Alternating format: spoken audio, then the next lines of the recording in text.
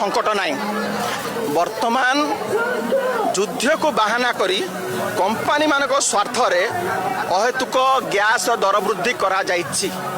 एइटा सीधा सड़क बाबरे खटिखिया मेहनती मध्यवित्तर पकेट को महंगाई बम माड़ करा जाइछि। वर्तमान केंद्र सरकार आटीट्यूड है मौका है लोक तो जानते युद्ध चली लुट लो ये हूँ आटीट्यूड। जिते बड़े आम देखीचु कोविड समय रे अशोधित तैल दर एते ह्रास पाइला ब्यारेल पिछा 50 टंका डॉलर रु आहुरी 50 टंका डॉलर तल को खसीगला।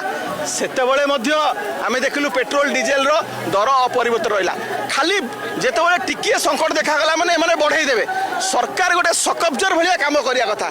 सरकार ये जो समस्या समय रे निजे नवा कथा पेन निजे दवा कथा सब्सिडी वर्तमान ये कौन कर साधारण लोक सांगे सांगे पकई दे कि तुम मुनाफा कमाउल से तो कहीं तुम लोक बांटी नथिल कि ह्रास कर वर्तमान राज्य सभा